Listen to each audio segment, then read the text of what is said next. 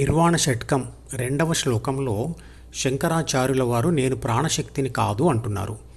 మరి ఇంతకుముందు ప్రాణశక్తి అన్నా ఆత్మశక్తి అన్నా ఒకటే అన్నాం కదా.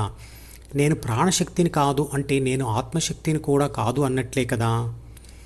అంటే శరీరంలోని ఇతర కణాలలో ఉండే శక్తిని ప్రాణశక్తి అంటూ మెదడులోని న్యూరాన్ కణాలలో ఉండే ప్రాణశక్తిని మాత్రం ఆత్మశక్తి అన్నాం.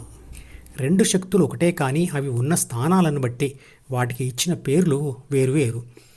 శంకరాచార్యుల వారు ఏమంటున్నారంటే ఇతర అవయవాల్లో ఉండేటువంటి శక్తిని అంటే ప్రాణశక్తిని మాత్రం నేను కాదు, కానీ నేను మెదడు కణాల్లో ఉండే శక్తిని అంటే ఆత్మశక్తిని.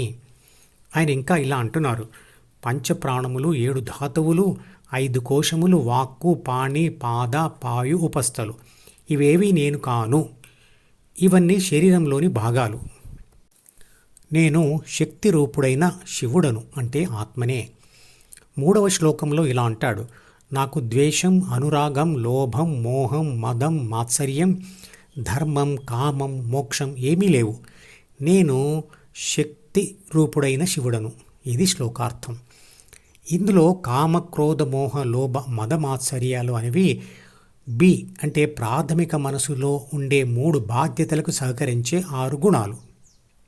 ఇక ద్వేషం అనురాగం అనేవి ద్వితీయ మనసులో ఉండేవి. ఇక ధర్మం అంటే ధర్మాన్ని సాధించడం కోసం చేసే ధ్యాన సాధన. మరియు మోక్షం అంటే 2 మనసుల నుంచి విడిపించబడడం. ఇవన్నీ నేను కాదు, నేను శివుడను అంటే పరిశుద్ధమైన ఆత్మశక్తిని అంటున్నారు. 4వ శ్లోకంలో ఆయన ఇలా చెప్తున్నారు, నాకు పుణ్యం లేదు పాపం లేదు అని.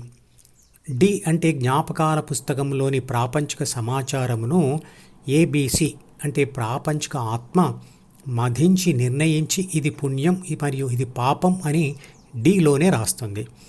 అంటే అవి డిలోని ప్రాపంచిక ఆత్మ యొక్క నిర్ణయాలు. డిని విడిచిన ప్రాపంచిక ఆత్మకు ఇవి ఉండవు.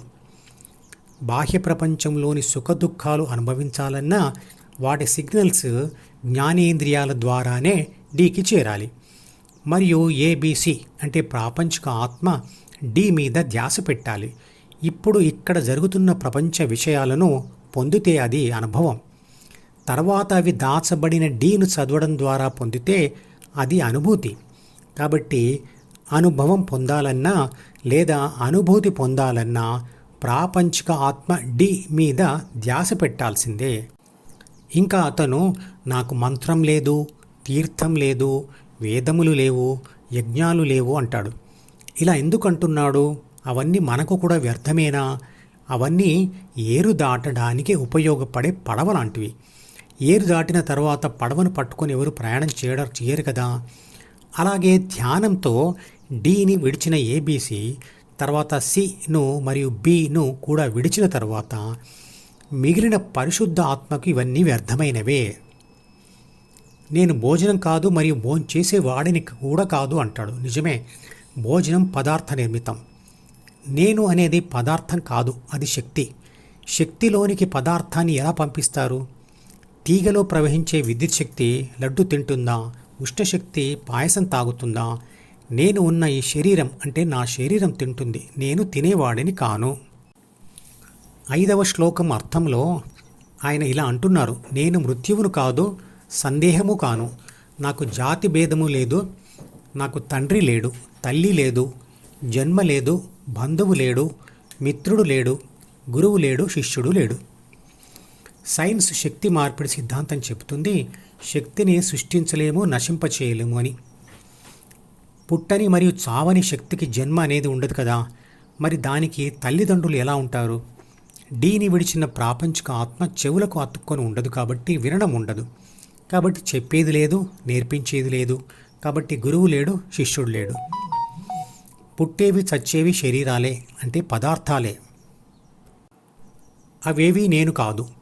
ద్వితీయ మనసే లేనప్పుడు ఏ భేదభావాలు ఉండవు. చివరి శ్లోకమైన 6వ శ్లోకంలో ఆయన ఇలా అంటున్నారు, నేను నిర్వికల్పుడును అంటే కోరికలు లేనివాడను, ఆకారం లేనివాడను, అంతటా వ్యాపించి ఉన్నాను. శరీరంలోని అన్ని ఇంద్రియములతో నాకు సంబంధం లేదు, మోక్షము లేదు, బంధము లేదు. ఆయన ఆత్మ ఆయన శరీరానికే పరిమితం కదా. నేను అంతటా వ్యాపించి ఉన్నాను అని ఆయన ఎలా అనగలుగుతున్నాడు అంటే పరిమాణంలో తేడా ఉన్న ప్రాణశక్తితో సహా అన్ని శక్తులు విశ్వశక్తి నుండే వచ్చినవి కాబట్టి అవి అన్నీ కూడా విశ్వశక్తి యొక్క అనేక రూపాలు కాబట్టి అన్ని శక్తులు తమకు తాము నేను విశ్వశక్తిని అనవచ్చు. ద్వితీయ మనసు నుంచి విడిపోతే మన అందరి ఆత్మలు కూడా విశ్వశక్తియే. నేనే విశ్వశక్తిని, నా నుండే సూర్యుడు, చంద్రుడు, నక్షత్రాలు, గెలాక్సీలు, మిల్కీవేలు అన్నీ వచ్చాయని మనసును విడిచిపెట్టిన తర్వాత అంటే శక్తి దృక్పథం కలిగినప్పుడు మీరు కూడా అంటారు. ఈ మాటలన్నిటి అర్థం ఒకటే, నేను శక్తిని, పదార్థాన్ని మరియు మనసును కాదు.